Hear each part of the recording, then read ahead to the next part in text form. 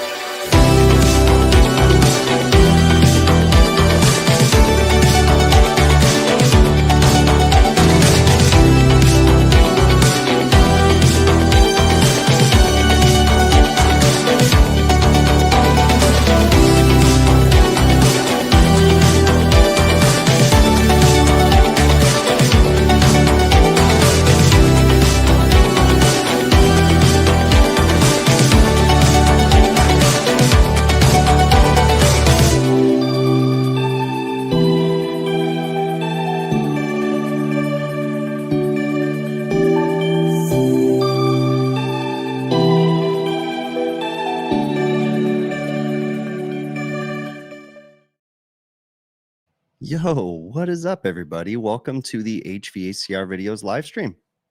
I'm Chris. I'm your host. Same person that's here every Monday evening for the last however many years I've been doing this. I think I've been doing these live streams since somewhere in like the June of 2018, I think, maybe, or something like that. It's been a while. It has been a long while that we've been doing these. The whole point of these live streams, was to consolidate a lot of the more common questions. When I decided to make this YouTube channel public, it was overwhelming because the channel started growing and then, it just became a thing. But I found myself wanting to interact with the comments and talk with people and stuff, but it got overwhelming really fast because there were so many comments. And in the beginning, I felt the need to respond to every single one. I've since learned that it's just not possible, like, I mean, you figure I have a couple hundred videos, I think, on my channel, and each video still continues to get views to this day. I get comments on some of the oldest videos still. And then you just add the new ones, and it's just insane. So these live streams are a whole way to try to consolidate a lot of those questions. And then obviously to answer new questions. When I'm seeing the video come out and I'm watching the comments from people, and then I start realizing, oh, I made a mistake. Like, these live streams are a great way to acknowledge those mistakes. Same thing when I get a lot of repetitive questions, it's a great way to acknowledge them. So that's what they're here for. If you guys are in the chat, thanks so much for coming. It doesn't matter to me what platform you're watching this on, whether it be YouTube, Facebook, LinkedIn. Either one makes no difference to me, except for one thing. On the YouTube platform, there is a community of people, a bunch of people, and there's a large chat usually going on YouTube. So if you want to be part of that chat and the community of people, then you definitely want to shoot over this way. If not, it it's all good either way. It doesn't, like I said, it doesn't really make a difference to me which platform you watch it on. So if you guys have comments or things you want me to talk about, do me a favor, put them in all capital letters. It'll help me to see them. But still, even then, there's a lot of questions that get by that I don't get to. So you can keep reposting them until myself or one of the moderators tells you to stop. But you can also shoot me an email, hvacrvideos@gmail.com. Okay. So let me look at the chat here real quick. What do we got? We got a lot of stuff, and I will address the elephant in the room here in just a minute. I never worn this shirt in public, so, you know, it is what it is, but I'll talk about that in a minute. Let's see. Yeah, cool. Keith Peterson, thank you very much for that super chat. I really appreciate it. And the whole shirt thing was a joke. But it is a perfect shirt to talk about. This is the symposium shirt. So HVACR School, founded by Brian Orr, does a symposium once a year. This year, it will again be in Florida, right before the AHR trade show or AHR Expo. I plan on being at the HVACR training symposium. I don't know if I'm going to be a speaker.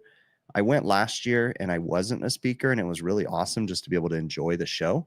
So who knows? We'll see. They may not want me anymore as a speaker. I don't know. I was invited though to be a speaker. I just kind of go back and forth because I like to enjoy the show. So we'll see.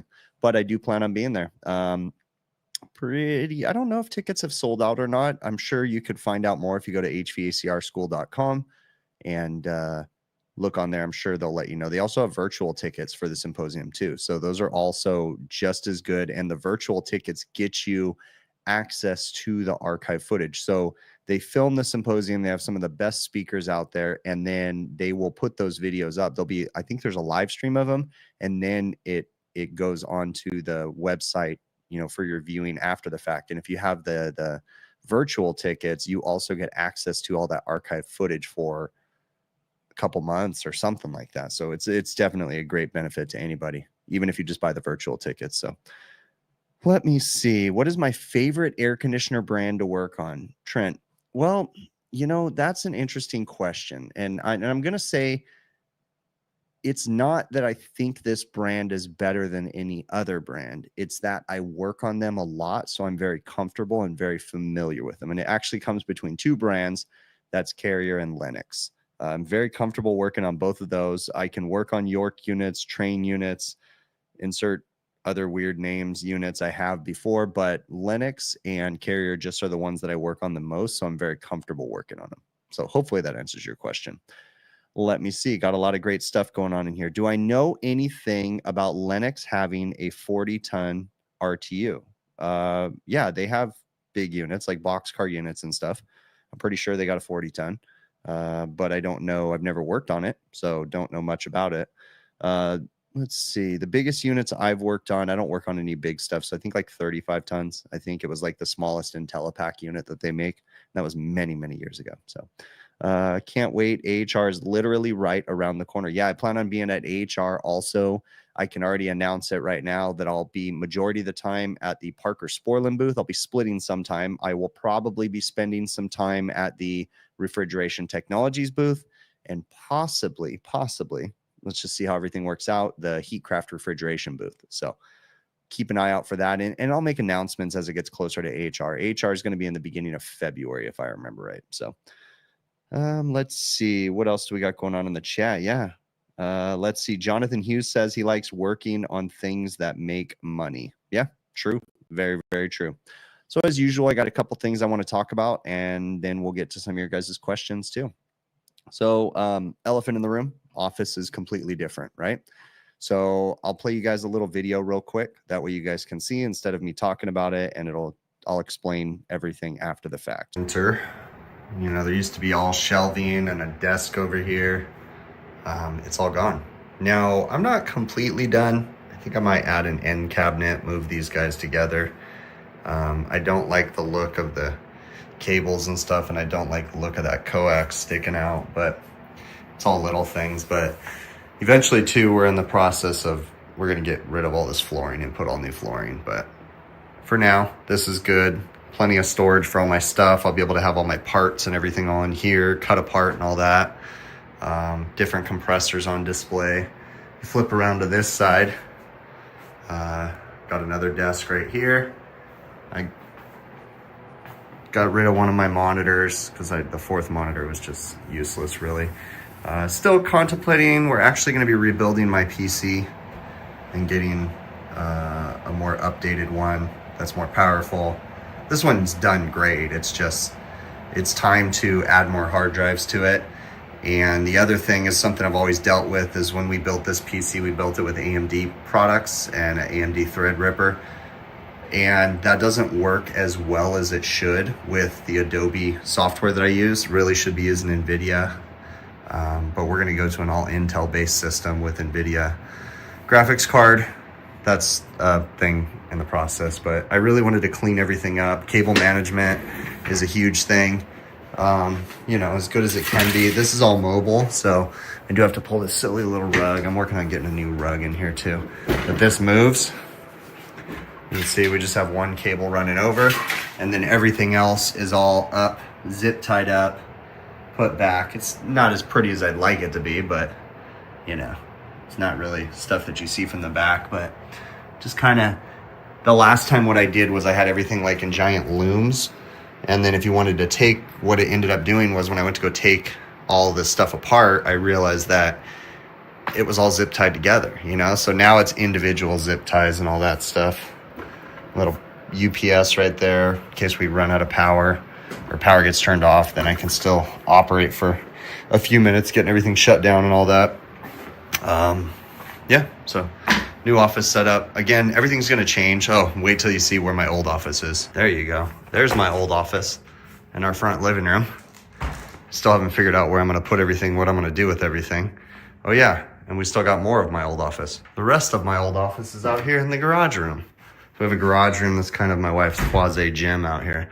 But all this stuff was in my office. The merch, the shelving, everything. RC cars and stuff weren't in there, but. So she's got a little desk right here where she can do shipping stuff from, you know, that kind of stuff. So that's what I've been up to. So yeah, office is a little bit different. It's a work in progress, lots of stuff to do. Mike B was asking what's in the drawers. Not much of yet. This one right here just has computer cables and different things. Everything's going to be kind of moved as we're slowly moving into here. And then the one directly behind me has a bunch of cutaway parts and stuff. So TXVs and different stuff, just so I can grab it, make it easier to get to things. So, but yeah, lots of great stuff going on over here. I'm very grateful for everything that, or for, you know, I'm just grateful in general, like, right. You know, like let's talk about this real quick too. There's a lot of like hate and animosity and frustration in the world right now. I'm trying not to let that stuff get in my life. Like it just be happy, guys. You know, everybody's going through something. Doesn't justify them being a jerk to anybody, but you know, sometimes it's easier just to let things go than to try to be the bigger person every single time or the better person or whatever. Take it easy. Don't let stuff get to you. That's what I'm trying to do. Trying to enjoy life a little bit more. Spend time with family, that kind of stuff. So now that we're talking about all the mumbo jumbo stuff, let's get to the questions. So, you know, one of the more common questions that I get quite often is why in the heck do I use any of the press fittings? Why do I use plumbing press fittings? Why do I use Zoomlock Max fittings for refrigeration piping? What's the point? Why not solder and braze if you're, you know, plumbing versus refrigeration?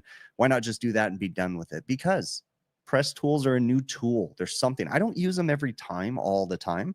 We use them occasionally, right? I have very specific uses for press fittings and press tools, and it just depends on every single job. But the cool thing is that I still braze all the time, but I have the option to use press. So Zoomlock Max if I'm doing refrigeration fittings. Like I have that option. So why deny another tool when you have access to it? Yes, brazing is still my number one thing, and I plan on doing it for a very long time. Keith Peterson, thank you so very much for that super chat, man. I really, really appreciate it, okay? And I will get to your comment here in just a second. What the heck, I'll talk about it. Keith says, you're not cutting open bad parts for inspection in there. Who knows? Maybe I will. I don't know, you know? We'll see. But I mean, I have a garage for that too. You know, originally this videos thing takes up so much space in my house. I have like a workbench and tool bench in the garage that I used to cut up parts at too. So Yeah, if I was going to do cutting up, it'd probably be in there. So let's see. Oh, yeah. Will Speed put the logo up on the wall. Will Speed's the one that made that logo for me in the background. Yeah, it was sitting, you know, I just had it. And it's like, yeah, I need to get that thing up there. So also have a sign that an old viewer that used to be always in the chat. He may still be watching, I don't know, but his name was Rich. And then him and Ike, who's in the chat too, got together and kind of came up with this little stainless steel banner that was Rich used a laser cutter to cut out HVACR videos and when I hit 100,000 subscribers, and they sent that to me. So that was really nice of them too. I came across that when I was cleaning out my office. So got all kinds of cool stuff. Let's see what else we got going on in here. See, going through the chat right now. Brian Sanders says on the Linux non-Prodigy units with the SIP switch control boards, how do you get rid of the damper setting? What do you mean the SIP switch control boards? Do you mean you said non-Prodigy units? Oh, you're talking about the budget line, the T-class units, or they used to be called T-class units. I don't know what they're called now, K-class models or something. So how do you get rid of the damper settings? Let me see. How do you get rid of the damper? I don't know. That's a good question, bud. Doesn't it have a Honeywell Jade controller in it? On the T-class units of the cheaper ones that I've installed, the older ones had a Honeywell Jade module. The newer ones have a that stupid Siemens controller is in the new one. And you got to get the little, well, you can do it through the module, but the module on the Siemens controller is dumb. So you got to get the Wi-Fi stick so you can do it from your tablet. I don't know if that's what you're talking about. Get to the damper settings. Yeah, I'm pretty sure it depends on the economizer controller, Brian. So if it has the Siemens one, you got to log into the Siemens app or use it from the control head. Or if it has the Jade. Honeywell controls, but can't find the Jade. That's a good question, Brian Sanders. I'm intrigued by that one. I don't know. Yeah, hello to everybody. Okay, so let's get back to this. So as far as using press fittings, it's just another tool, so I choose to use them. Okay. Next one is I got this from like 2 or 3 different people, and I thought it was worth addressing. Why in the heck am I uploading videos from 3 months ago? Because I have a backlog of videos that I shot this summer. I don't throw footage away, but I also don't like posting back-to-back videos doing the exact same thing. This summer I was changing, there's like 4 or 5 disconnect switches I had to change, and I filmed them all. So I'm not going to post all those videos at the same time, you know, so I just save them all because we get into the slower months right now where it slows down and I'm not working as much because I'm trying to leave most of the work for my employees. I will post, but you notice that I still try to stay consistent with my videos. And so I'll continue to post, but it's because I have backlogged footage. Sometimes I'll post a new video, but most of the time they're going to be from a couple months ago when I had just a crazy thing. Let's see. What did Ike say? Hit that thumbs up. Oh, okay. I see what you're saying. How's my new carrier system working out in my house, Jeremy? It's working great. So for those that don't know, I did a series where I installed a Carrier Infinity system in my house, but I didn't just install an air conditioner. I went through and,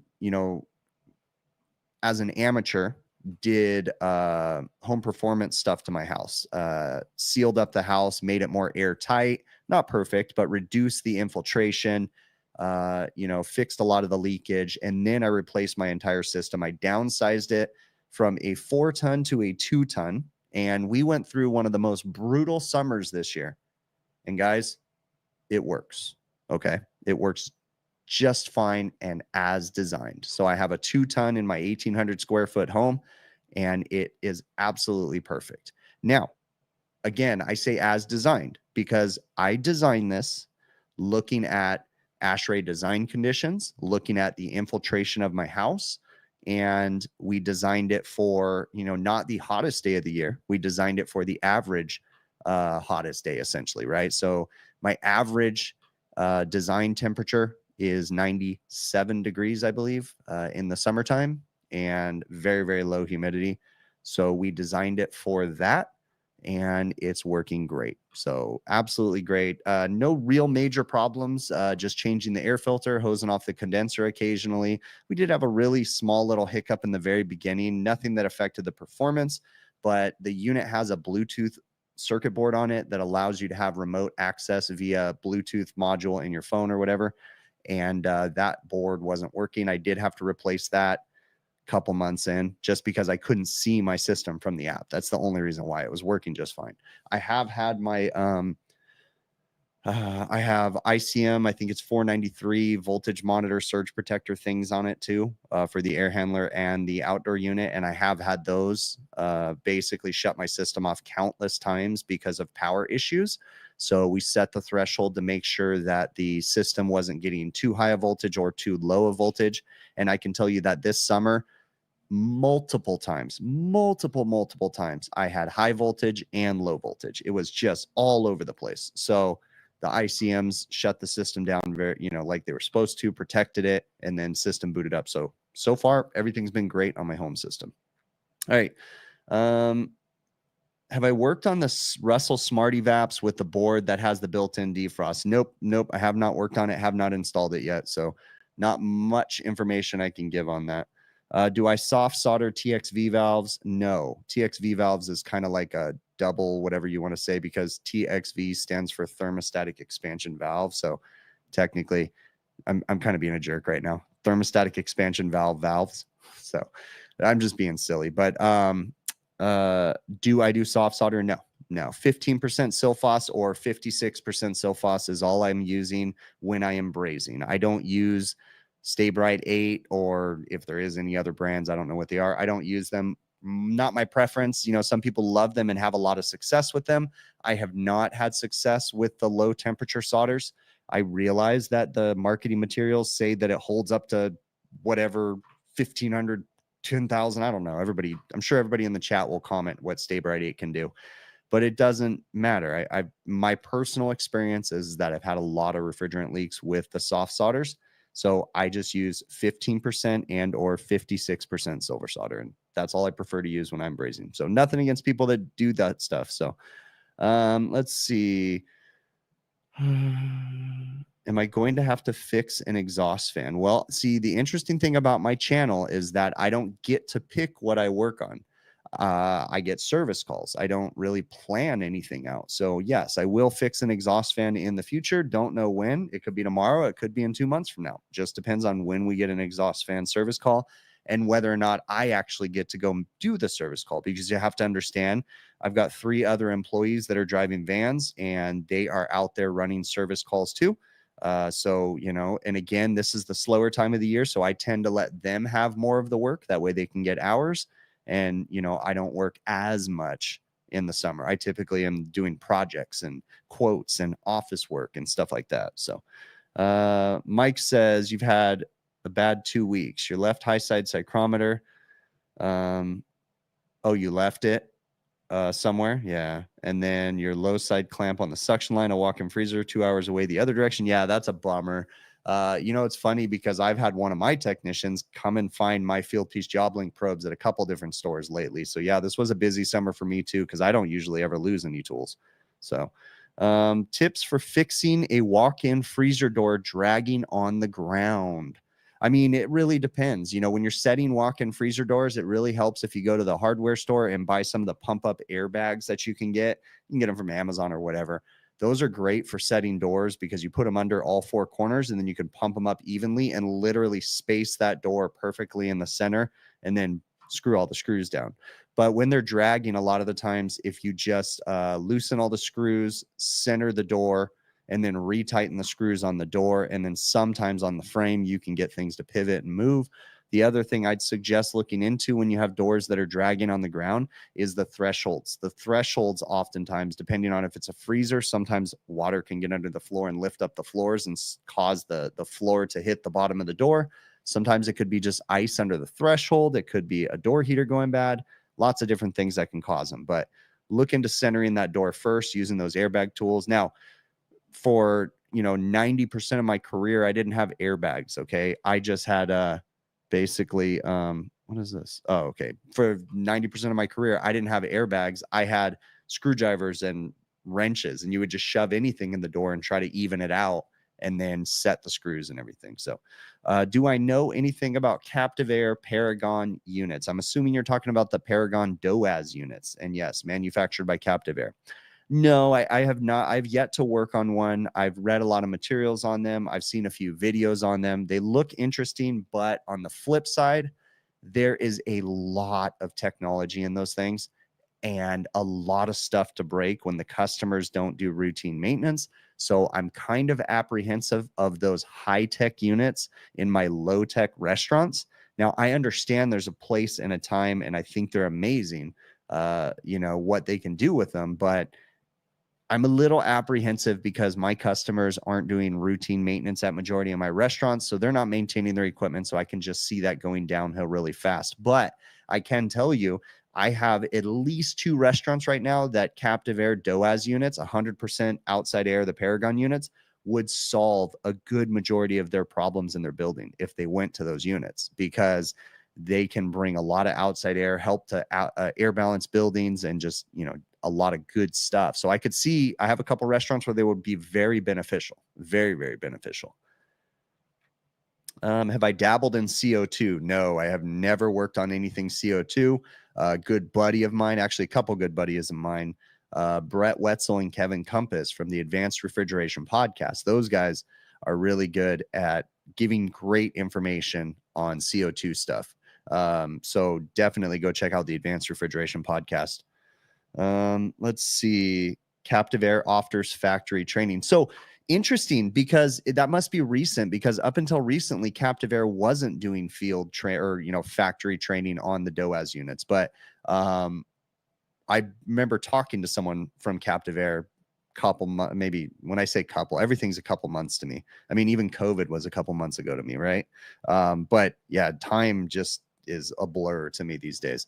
But yeah, I was talking to a employee at Captive Air at the time, and he was telling me that the training was coming. So that's good. That's definitely helpful, because that was another concern of mine, was so much technology without the training is a bad thing too. I will tell you that those Paragon DOAS units are saturating the market, especially after the equipment shortages and stuff, because Captive Air was slamming those things out the door at the factory when everybody else couldn't provide HVAC equipment at all. Captive Air was just selling the heck out of those Paragon units. So they are out there. I see them at a lot of fast food places near me that I don't service, but I'm intrigued. I really am intrigued by them. They look awesome, and I think they will solve a lot of problems. There's definitely going to be a learning curve for the light commercial sector of our industry, because we don't typically work on equipment that is that advanced. And so that's going to be an interesting challenge, to say the least. Where is the air filter on my Carrier home system? And is it more convenient than having a clamp holding the filter? Yes, definitely. So yeah, on my system, my old system, if you go and watch my HVACR home series, you will see that my system was massively oversized before I changed it. And it basically had some issues on startup. It would suck the filter up because it just had not enough ductwork and just all kinds of issues, right? So it sucked the filter up and bypassed the filter. So I put a giant steel C-clamp on there, and it sat that way for 10 years, just holding the filter down on my old system. So yeah, my new system has a very, very nicely designed air filtration system, and it does really well. So, but I do have to change my filters quite often, because I have a floor return, and I have Australian Shepherd, Silver Labrador, and a blonde wife that has really long hair, and 2 blonde daughters that have really long hair too. And that hair is just constantly plugging up the filters, but it's doing great. I did this summer do some adjustments, because I found just out of nowhere, I was just bored and decided to hook up all my probes to my system and just kind of watch it operate. And I noticed that we were having some fluctuating superheat issues. And so what I actually found was that the sensing bulb came loose, basically slightly loose on the suction line for the expansion valve. And so I had to go in there and reset that. And when I did that, I also inspected my evaporator coil, because it had been operating for just about a year. And I was curious how well the air air filter was doing. And evaporator looks great. Nothing on it at all. That air filter's kicking butt. The way that it was sealed and designed and everything, it's perfect. So have I worked on any R600 systems? No. Isobutane? No, I haven't worked on R600, but I work on R290.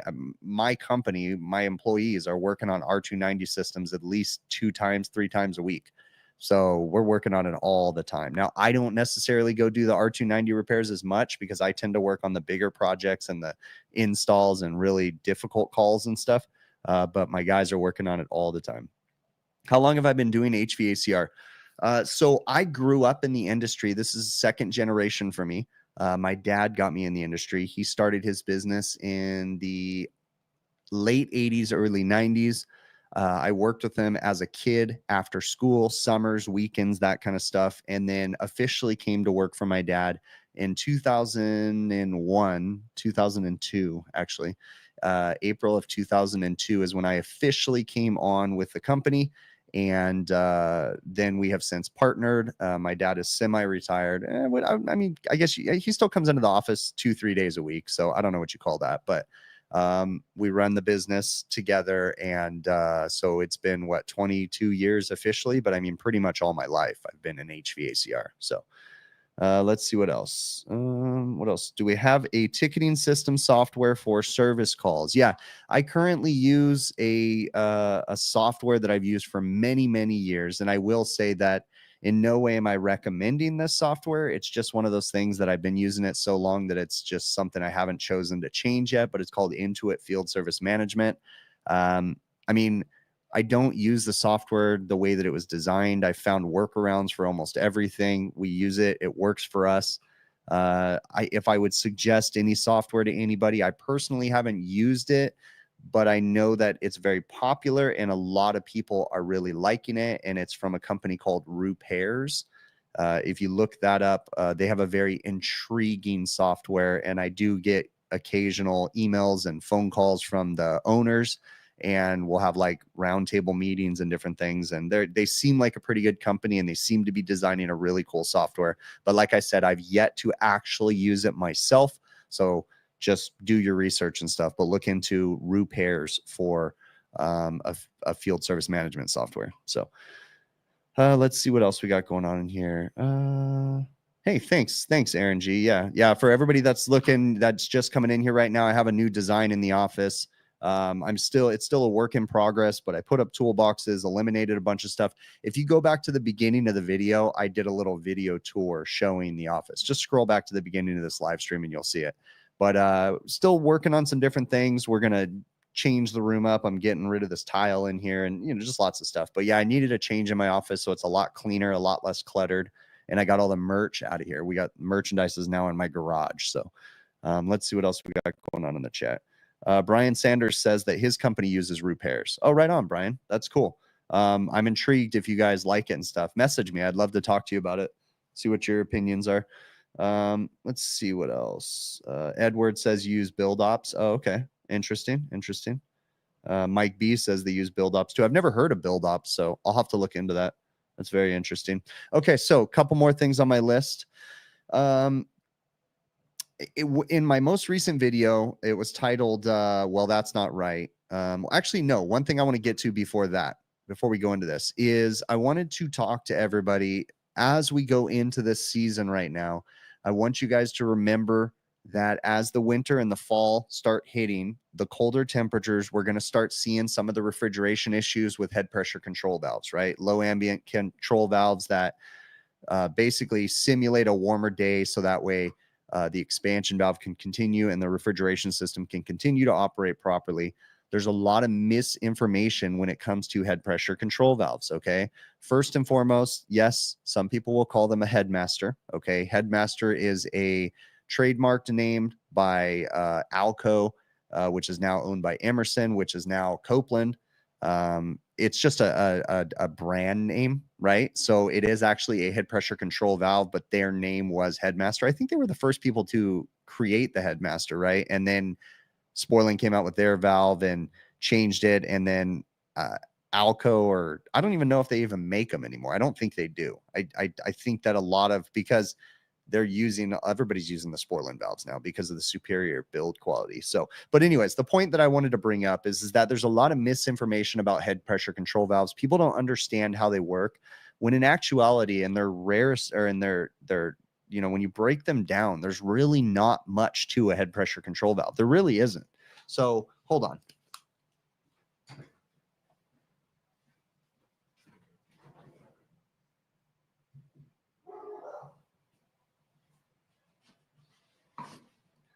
So with the head pressure control valves, the whole point of the head pressure control valve, this is an LAC valve. I cut these up years ago. A lot of you that are watching this have seen these before, but I just got my bandsaw out, cut up a bunch of different valves, got cutaways, but there's really nothing to this head pressure control valve. It's really a simple valve, right? One of the biggest issues that people have is they don't understand the operation. They don't understand what they're meant to do and why they're there, and they don't understand how to properly charge systems. So Parker Sporlan has a lot of great information. You definitely want to go check it out, but all you need to do is Google search Sporlan 90-30-1. And I'm going to screen share right now and show you guys. This document explains the head pressure control valves, explains how to charge systems with them. You can also look up document, is it 90? Shoot, there's another one too. But anyways, just look up Parker Sporlan 90-30-1 and you'll find so much information. You can also go to sporlan.com, find out more information from there too, and it'll explain how to charge these systems, okay? A lot of people don't realize how easy it is, and we're going to discuss a few things, but I mean, this is your PDF, 90-30-1.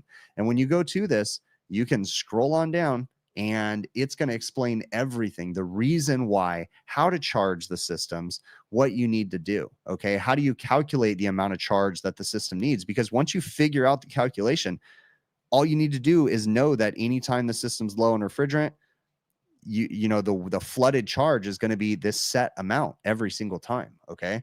So I'm going to stop sharing right now. Definitely go over to sporlan.com, look up or Google search Sporlan 90-30-1, and you will find so much information, okay? Understand that. Couple things, little trivia quiz. I know some of you are going to know this because I've quizzed people on this before.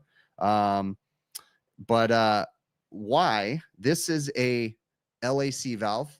Okay, this is also an LAC valve. What's the difference in the head? I've told people this before, but what's the difference? Why does this power head look different than this one? And no, it's not a hot gas bypass valve. Okay, this is a head pressure control valve. Okay, let's see. Do I have any systems with hot gas bypassing or desuperheating setup? Not anymore. I used to, but not anymore. So there you go, Al Anonymous. It is 2 pressure settings. This is a dual element right here. You can use this. I think it's like 70 and 100 or something like that, right? Because you could use this valve for 2 different pressure settings. If you cut it, it defaults to the other pressure setting. So, but once you cut it, you can never take it back, right? And this one right here, so this is a dual acting power head essentially, right? And this one right here is a single acting or single pressure, right? That's it. That's just all that it is. But there's so much misinformation on those head pressure control valves. I highly encourage you guys to look up about them. I'm going to tell you right now, you do not charge a system, and there's nothing wrong if you think this stuff, okay? I'm just explaining because I too used to have a lot of misinformation, and I too used to incorrectly charge systems that had head pressure control valves. A lot of people think that you look at the horsepower of the compressor and there's a calculation based off the horsepower. Some people say it's based off the tonnage. Some people say that you block off the condenser and you fill the sight glass. There's all kinds of different ways that people say, okay? And there's even shortcuts that I take. But that's not the way, right? Those aren't the ways to figure out the calculated charge. The right way to do it is essentially measure out the straight runs of the condenser, find out what size the tubing is, find out the total equivalent length of all the different return bins for the condenser. Then you calculate the total internal volume of the condenser using the pipe size and the calculations in that Sporlan document that I showed. Okay, then you find out your minimum outside air ambient temperature, and you find out the amount you want to flood your condenser. And then it's going to be some simple math calculations based off of the numbers that you get, and you're going to come up with an amount of refrigerant. That amount of refrigerant is the extra refrigerant that that system needs when it goes to flood that condenser. When this head pressure control valve starts to bypass, that extra winter charge or flooded charge is there. And there's another really important thing. The term winter charge makes people think that a lot of people think that you have to take gas out and put gas in multiple times a year. That is not the case. If the system is designed right, the winter charge or the flooded charge is sitting in the system all through the summer, just waiting for a time that the head pressure drops, and then it uses that. Now, what's the downside to using head pressure control valves is that you are artificially simulating a higher outdoor ambient temperature by elevating the temperature of the refrigerant, okay?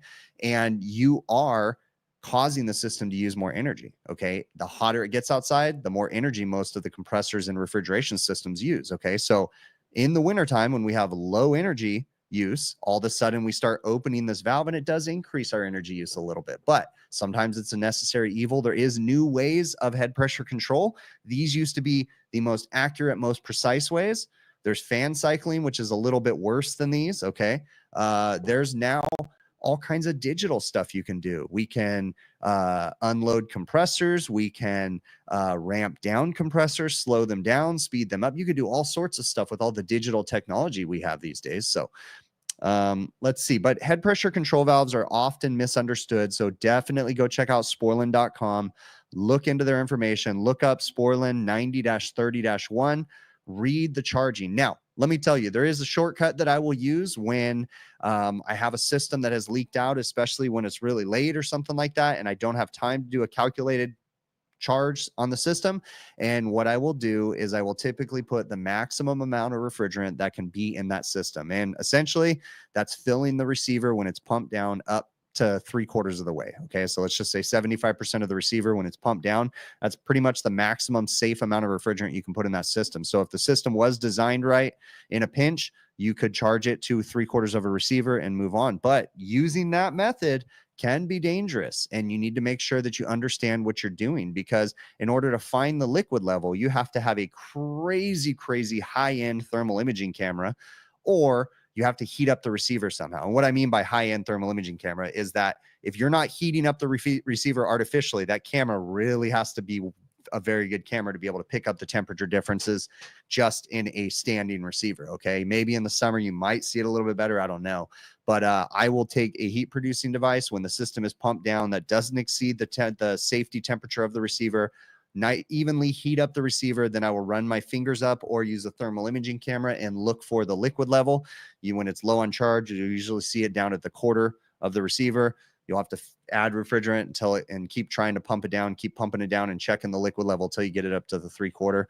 But that can be very risky because, you got to make sure you're being safe when you do that. So be very careful if you are going to go that method. But the easiest way is calculate the flooded charge, because once you calculate the flooded charge using Parker Sporlan's method, then you mark that liquid level, or that you mark the level of refrigerant that the system needs, right? So let's say it needs an extra 10 pounds on top of the normal charge. And then whenever there's an issue, you add that flooded charge. Now, another thing to understand too is that flooded charge for that system,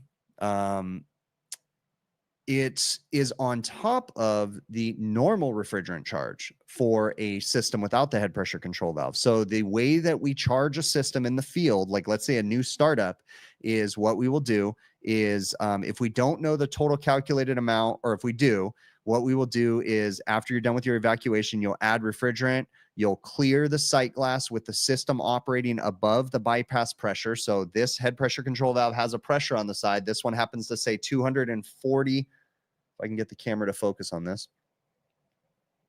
This one is an LAC 240. So at 240 PSI or below, that valve starts to open and flood. So you just have to make sure you understand the operation of this stuff. That's what's just so important. Okay. Do your research. Don't just trust some guy on YouTube. go to Sporland's website, learn about it. They have videos, they have all that stuff. And they started their live webinar series again too. So, all right, let's get to a couple questions and we'll talk about a few more things here. So scrolling down. Oh, I did see a super chat come through. Keith Peterson, again, thank you very much. I really do appreciate you.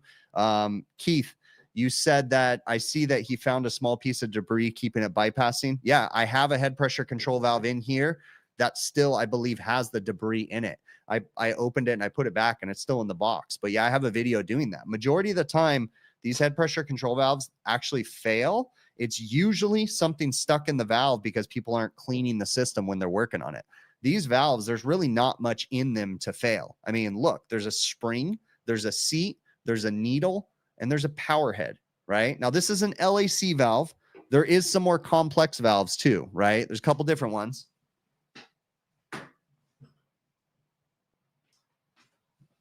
You've got the larger LAC valve. This is also an LAC valve. This is just a big one, okay? I think this is an LAC 5. And then you have the OROA valves, right? Which is another type of head pressure control valve. Now, these ones are a little bit more difficult to cut up, but I will one of these days. That's the plan. Now, there's also the ORI valves too, and those you see on the bigger systems, parallel systems, and that one's there's an individual valve basically for every component. These ones combine everything into one valve. So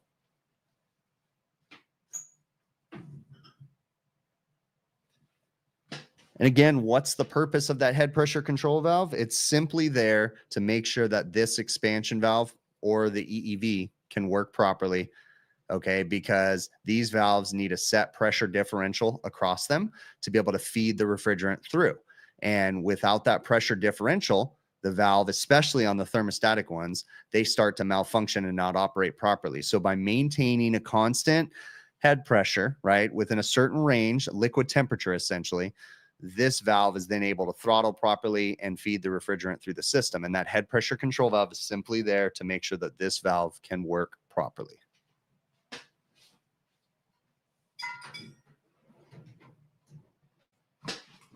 I have to do that rant at least once or twice every year to make sure that everybody understands, because they are one of the most misunderstood valves is the head pressure control valves. Everybody is constantly improperly diagnosing them. So let me see what else we got going on here. How do I address customers that don't believe me when I recommend smaller units than my competitor?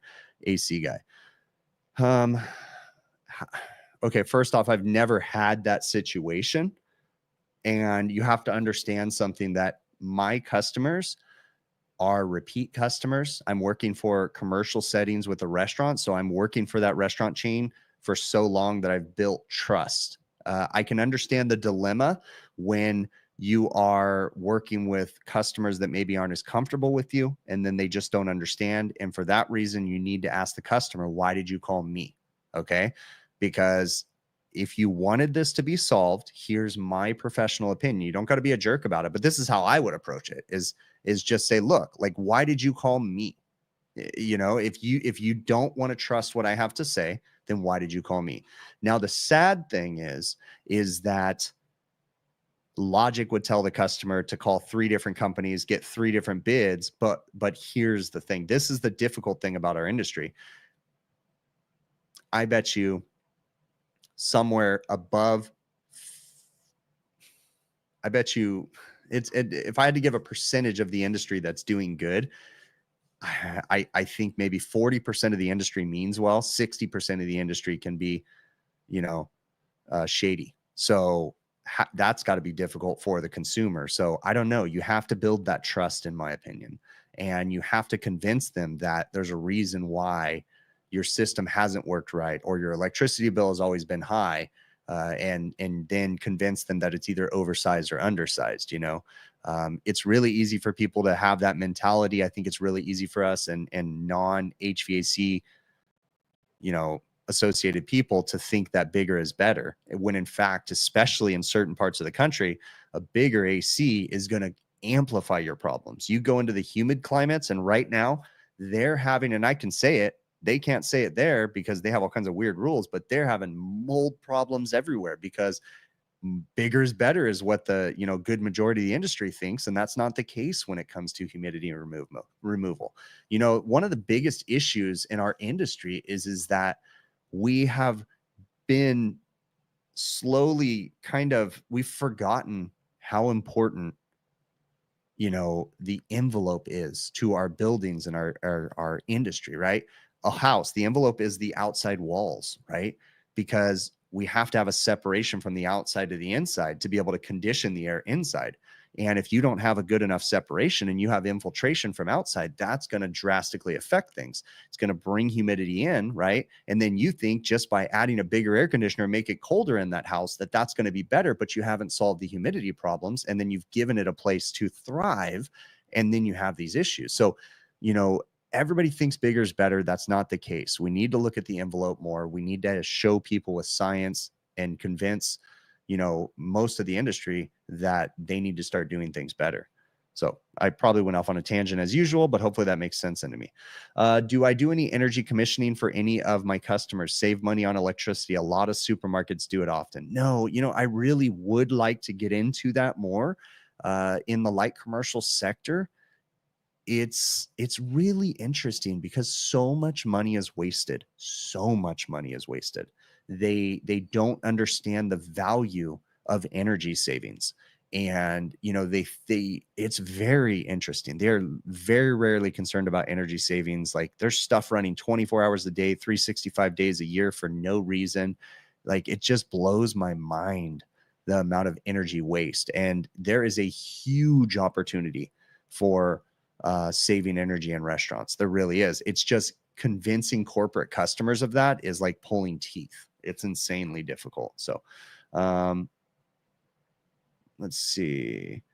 Can I slide to the right a little bit? Wait, other right. There you go. Does that help you there, Bill? Since you convinced me to do that, I do want to bring up that we actually made a design change.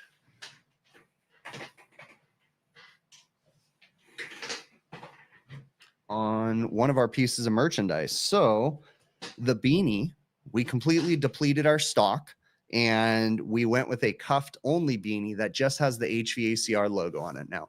So, and you get to see my bald dome right here. So this beanie right here, great for the winter time, wherever you guys are at and stuff. You can find them on my website, hvacrvideos.com. If you're interested in checking them out.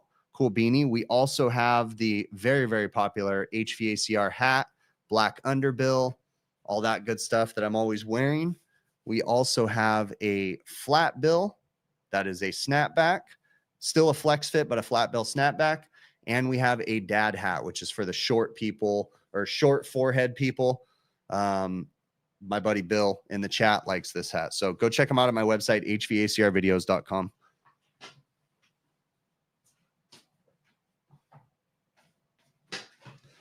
Okay, let's get to a couple more questions that I have on my list.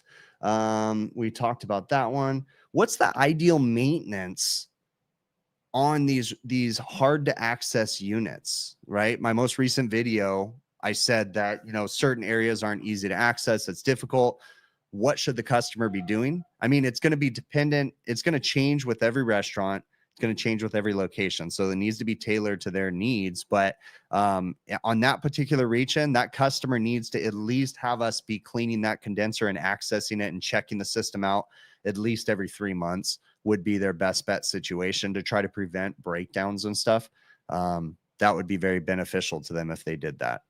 Let's see. Keith Peterson, again, thank you very much for that super chat. I really do appreciate it. Thank you for saying that I'm a good speaker. I lack a lot of confidence in my ability to teach and speak, so I do appreciate the words of encouragement. So thank you very much. Have any of us gone to the NARSC events? No, the natural refrigerant events, I believe. Isn't that what that is? NASRC. It's the natural refrigerant something or other.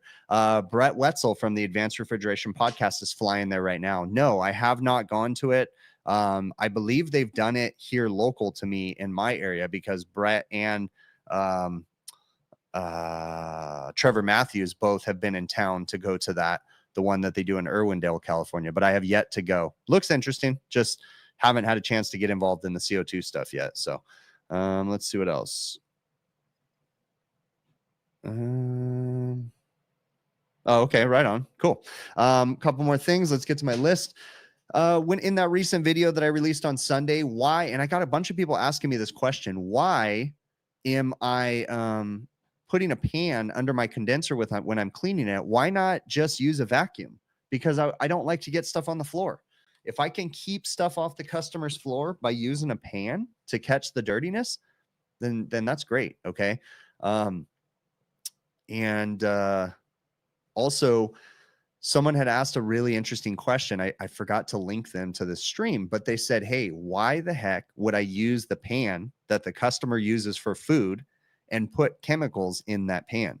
Because those chemicals are food safe chemicals. That doesn't mean you can drink them. You would get sick if you drank them, but they can safely go into food safe materials if they're going to be properly cleaned. And so when I use the refrigeration technologies chemicals, they're food safe chemicals. So let's see what else we're going on in here. Who's going to AHR this year? I will be at AHR. I mentioned earlier. I will also be at the HVACR school symposium or HVAC school symposium this year too, which is just before AHR. So we definitely need to get together. I'm probably bringing my wife out with me this year because she's going to be my camera woman that's filming me at these events and stuff. So she's going to be coming with me. We're going to be in town tentatively for a week.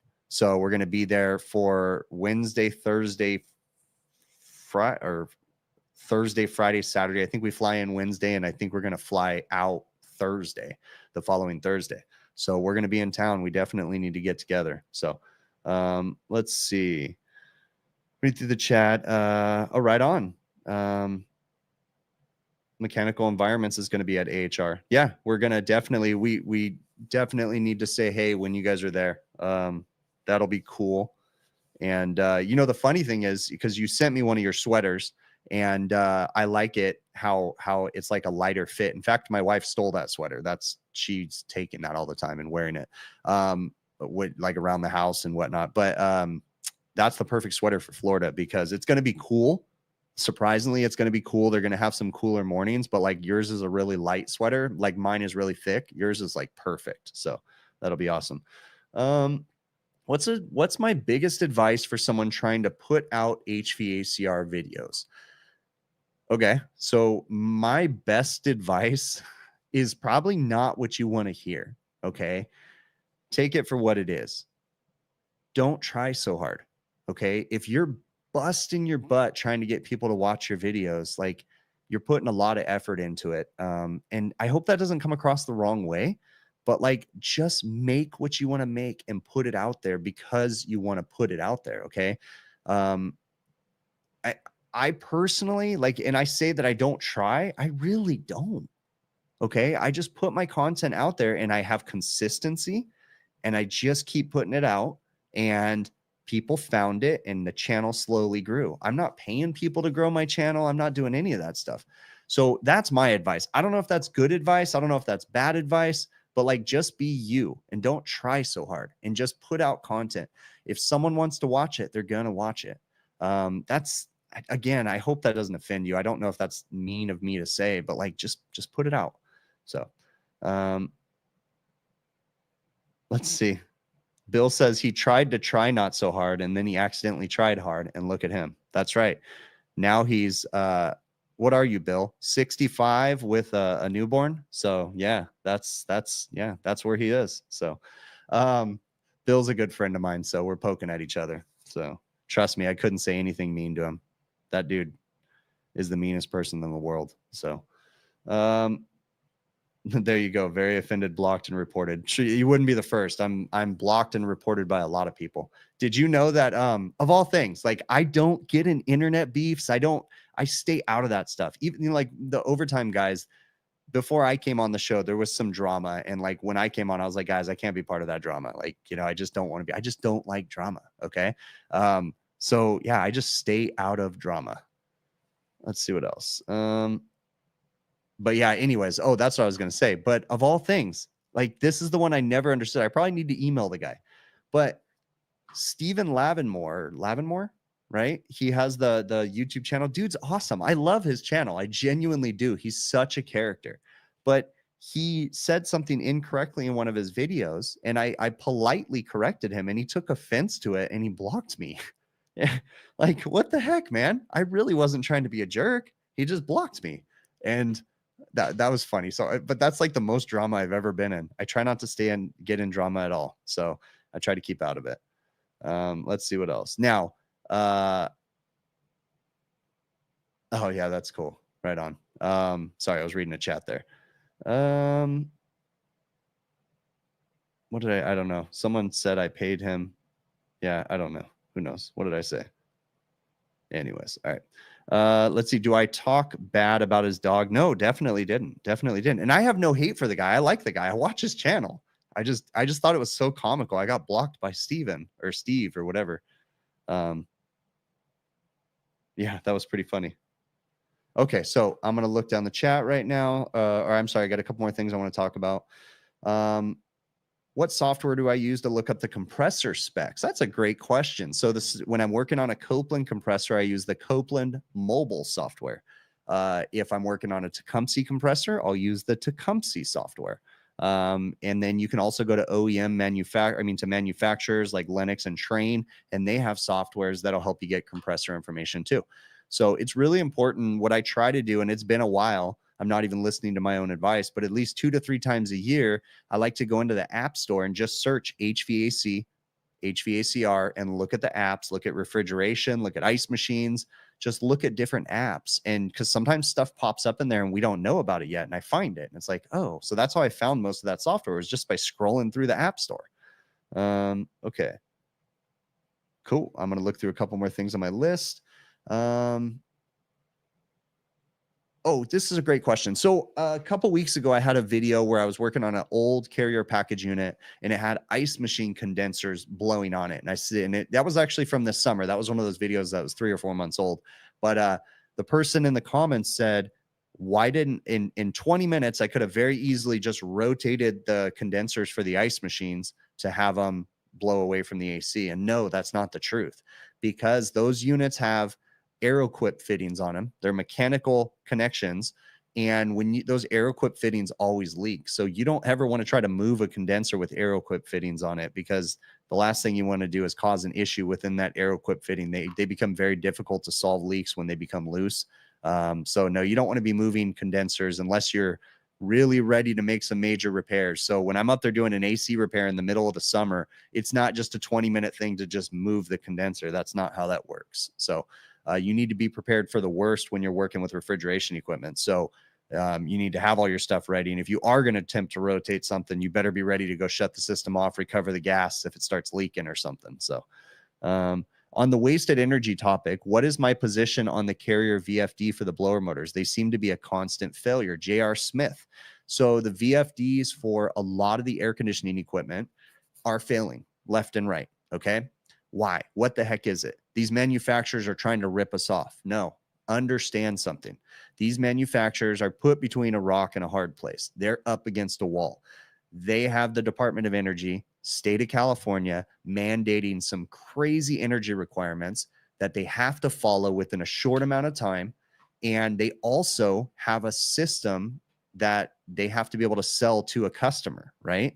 And they have to please both of them. So the Department of Energy forces on energy mandates onto these air conditioning manufacturers. They're forced to put in equipment in there.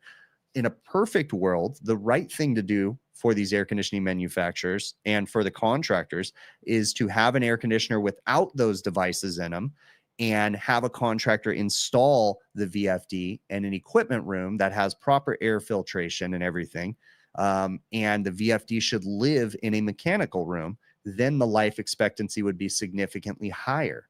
Okay. But these manufacturers, again, because they're being forced to put this energy efficiency stuff in the equipment, they have to find something, and they want to be able to sell a complete package to a customer. Because, you know, let's just say that Carrier all of a sudden decides that they're not going to put VFDs in their units. So then Carrier then has to compete with the other air conditioning manufacturers that are still putting the VFDs in the units, right? And it's just like a vicious circle. But the reason why the VFDs are failing is because oftentimes the manufacturers don't install the highest quality VFDs, but they still would work if they were in equipment rooms, okay?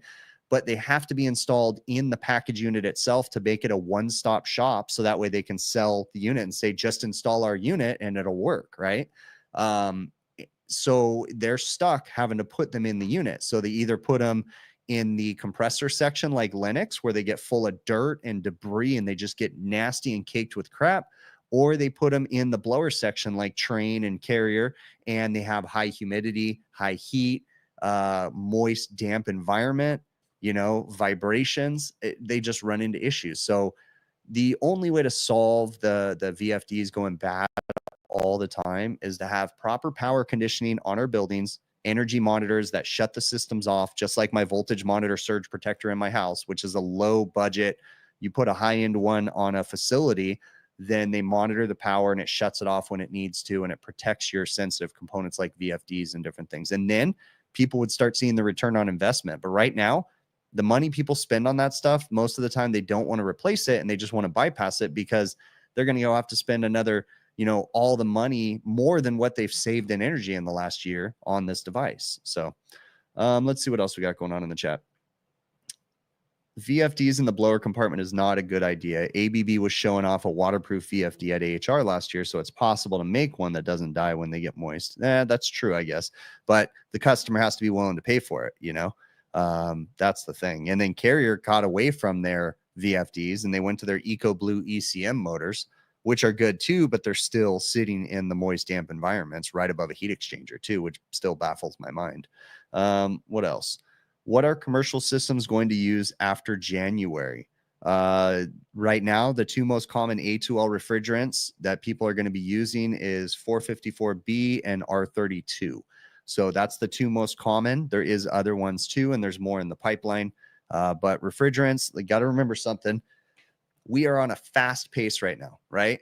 We started going up a hill where we were just getting ready to start changing refrigerants, and now we're going downhill and we're going through refrigerants like candy. Like just every 5 to 10 years, new refrigerants are coming out. The old ones are being outlawed because they're global warming adders and energy and I don't know, all this stuff that I don't even understand, right? Just whatever. There's a new flavor of refrigerant all the time. Okay, so just stay ready. We're on a roller coaster ride. Go through the chat real quick, through my list. Good question. So one person commented on one of my videos. They're saying, hey, when I'm filming these videos, am I charging the customer for this extra time? No, not necessarily. If I feel that I'm being excessive, I am hyper aware of that, because I don't want my customers to ever think I'm trying to rip them off or anything like that. So whenever I feel like I'm spending extra time talking to the camera, I will deduct that time from the invoice. And that's a very common thing that I do. But there is other times where it really doesn't take me any more time. So, I don't deduct stuff, but I'm as honest as possible and try to be open as much with my customers too. So you think they will ease the refrigerant regulations soon? No, it has nothing to do, and it's not reversible. They're not going to make any of that stuff change. You have to understand that, look, here's our biggest problem is that we never started, or we waited way too long to start the environmental changes when it comes to refrigerants, right? We knew that it was a problem when we first started using them, when, we knew right quick, but we waited forever. And then the gap from, the R12 to everything else, basically has been a long time, right? So we really haven't phased out a lot of refrigerants that were really, really common in a long time. And we probably should have been phasing them out sooner, because the rest of the world, a good majority of the world, especially Europe, is way ahead of us with refrigerant regulations. Ironically, a lot of the refrigerants we're going to right now, Europe is already phasing out, and we've just starting with them and they're already phasing them out, so it's just, we're way behind on some of the things when it comes to the environment and stuff. So I'm not against helping the environment. I'm against being smart about it though. Like, it really does suck that it's like we're hitting a brick wall right now, having to change everything. So when I'm training an apprentice, do I charge a different rate per hour? No, because when I'm working with an apprentice, it's not necessarily training. And what I typically do is we're just billing for my time anyways. So, but again, I mean, it just depends. If I excessively am spending time with the apprentice, of course, yes, I'm going to adapt and change the invoice for the customer. But a good majority of the time, in the stage we're in right now, my apprentice occasionally will get his hands dirty, but most of the time he's watching and assisting me right now and just kind of observing. That's just my style of doing things. This is that, you know, he's going to observe, he's going to work, and occasionally get to do a few different tasks, you know, here and there. But right now he's in a observing phase. And then I have different phases that I go through with my apprentices. We start letting them get dirty, you know, hands more. Eventually, right now, he's still shadowing someone. So he is in his own van, but he's following myself or another technician every day. He's not doing anything by himself. But the next phase, once he gets past the observing phase and the mild hands-on phase, and then starts working a lot more by himself, then I will slowly start giving him a head start to service calls. That's how I kind of go about it. So then I'll say, hey, head out to this service call. I'll be there in an hour, you know, and then I'll do something in the office and then head there. So I'll let him start to slowly get, you know, used to the restaurants and the management and getting his hands on things. And that's the phases that we'll go through. But right now we're just in the observing phase. So, do I charge the customer and feed us for free? Yep. Sometimes I do, huh? Right on. Let me get through the chat, see what else we got going on in here. Must have power tools regarding HVAC. Depends on what you're doing. You know, I don't do a lot of sheet metal work, but, you know, that would definitely be important to me if I was doing a lot of sheet metal work. But, you know, as far as power tools for what I do, you know, a small impact for my bag, because I know how to use the trigger. If you don't know how to use the trigger, then you need to throw your damn impact in the trash. Okay. That's a funny joke for the OG followers, because I put that in a video one time and it made the internet, it like broke the internet as far as the HVAC people that watch my stuff, because I basically had a video and I went to go use this and I was like, if you have an impact, just throw it in the trash, get a normal drill, because you don't have trigger control. And what we're talking about is stripping out screws. But yeah, an impact is probably one of the more common power tools that I'm using on a daily basis. So, let's see what else. Yeah, he will get hands-on eventually. Yes, it's only been a few weeks, and then we're going to slowly move our way into hands-on too. Yeah. No, I don't send my guys to do anything crazy as far as going to get the pipe stretch or anything like that. Any tips for quoting customers for new refrigeration systems?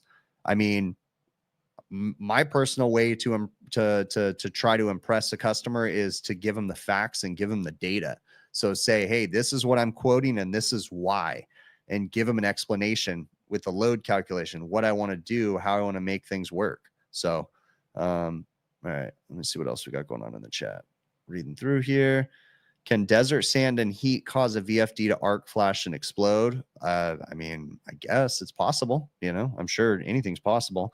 If I'm saying humidity is bad, what would I think that swamp evaporative coolers cooling buildings like evap coolers being used as their first source of cooling? Those are fine in environments that are dry, arid environments. The Southern California deserts, Nevada, Arizona. I live in the Southern California desert, technically. So we have very dry conditions. We can have relative humidity numbers as low in the single digit numbers sometimes in Southern California. We had a couple of those events this summer where we had massive fires because the humidity got so low, and it was just, you could blow on things and it would combust. So, yeah, humidity is not bad. It's just too much humidity in the right environments. The cooler temperatures can cause issues and bacteria growth and mold and different things like that. So, let's see. So you go places where it's really humid in the South and stuff. And, you know, we don't know what humidity is in the desert climate of Southern California. Seriously, we lose our minds if it's 50%, like legit, we lose our minds. So we also don't know what cold is here. So if you're saying, oh, okay, I already answered that one. Okay, cool. I'm going to look into the questions here real quick, go through a couple more. What do we got here? Okay, cool. Yeah. Besides, okay, no. Oh, yeah. So someone had asked me, actually, this is from Bill.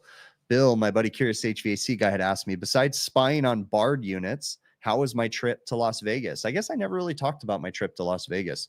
So a couple weeks ago, I think like 2 weeks ago, I took my family. It was actually for my daughter's 15th birthday. She wanted to go to Las Vegas. So took my family and my family to Vegas, and we had a nice weekend. We definitely had a different type of trip. Now, this is the second time this year that my wife and I have gone to Vegas, and both of the times we spent a good majority of our time off the strip, and it was really nice. We go to some of the hipster communities. They have a arts district where they have a lot of thrift stores and cool curio shops and restaurants and breweries.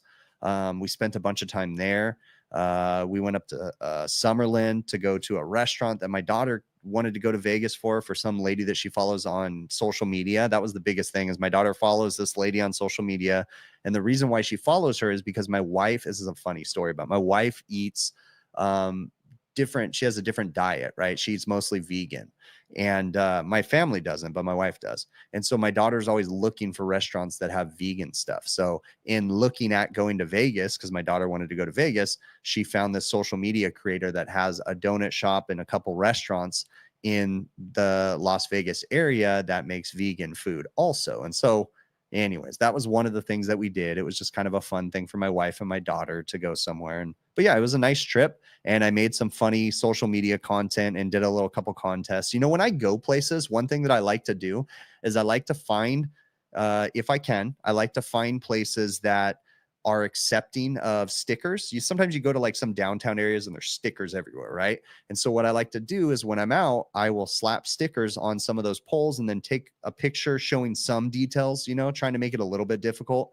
And that lets locals come win merch or something like that, right? So this time when I was in Vegas, there was a couple of those where we stuck stickers, took some pictures, put it on social media and said, hey, any local Vegas residents, first person to take a picture with a sticker and send me a picture or tag me on social media, you know, I sent them. So we had like, I don't know, 3 or 4 people, I think, actually in Vegas that found the stickers and took pictures with them. So we sent them some merch. So I like to do that when I go places. So I'll probably be doing that in Orlando. There's a couple different places that we can slap stickers. That it's got to be a place that accepts it. I don't want to be vandalizing anything, you know? So, all right. Okay, let me go through the rest of the chat, or through my lists. Okay, so that's it on my list. So I'm going to look at the chat here a little bit more. And what else is going on? I think that's pretty much it that I had to talk about. We, you know, one of the crazy things that I'll say is a little bit different. Maybe too much information. Maybe you don't need to know this, but, you know, it's a trip to have kids that are growing up and kids that don't need you as much and that are, you know, young adults now and, you know, going out on their own. And that's kind of crazy as a dad. That is a really crazy thing. My wife and I both have been having we've been enjoying this time, but it's definitely an interesting change to have kids that don't need us as much, that aren't always home, that, you know, it's kind of a trip to have kids like that. But what about you guys in the chat? Do you guys have grown kids? You know, or you guys have really young kids? I'm kind of curious. What do you guys have to say? How many hours did I work on vacation? I mean, do you mean like social media posting? That's about all I did. I was lucky to not have to do any HVAC business work. So besides the video stuff, just maybe like 2 hours. Reading through the chat. What do you guys have to say? 19-year-old, still 21. Oh, okay. Oh, you're 21, Edward. Okay, got you. And Mike B. Yeah, see, so you understand, Mike B. And Super Tech, you understand too. Yeah, it's definitely interesting when your kids start moving away. Although it is kind of crazy too that they can't even afford to move away right now. So I don't blame them. Yeah, exactly. Read that one. That is funny. We're right on. Everybody, it is time for me to wrap this up. I really do appreciate you. I'm going to go have some dinner with my family. I've got an early morning crane lift tomorrow. We're changing a 15-ton Lennox package unit. So got to be up at like 4 a.m. tomorrow. So going to go have dinner, hang out with the family, then get to bed. So I really do appreciate it. Thank you so very much. If you guys haven't already, go to my website, hvacrvideos.com. You know, another thing I don't mention enough, because I don't like to make people think that I'm just blasting them with these videos. I don't want, people to think that I'm just trying to become some advertiser craziness. I do work with some manufacturers and some people, but I try not to push it down everybody's throats.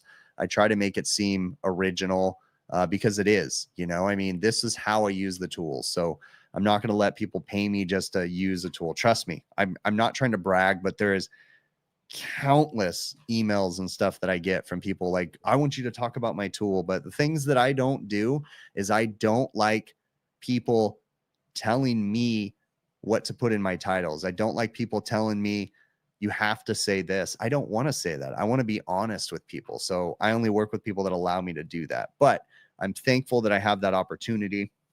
And I'm thankful that you guys watch these videos so much. Okay. But I hope that you don't feel that I'm pushing this stuff down your throats when I mention my website or any of that stuff. I try to be pretty chill about it. So yes, I do. I also, Super Tech is saying my offer code. Yeah, I do have an offer code with True Tech Tools. That's another great way where I'll get an affiliate commission. You guys get a discount. If you buy anything from TrueTechTools.com, use my offer code, big picture, one word, you get an 8% discount on most of the items. When I say most, there's a few manufacturers that don't allow True Tech to give discounts. So that's why you have to say like a disclaimer there. For the most part, most of them do. So, all right, cool. Well, I appreciate y'all. Thank you so very much. I'm going to cue up the outro music. We will definitely catch you guys on the next one.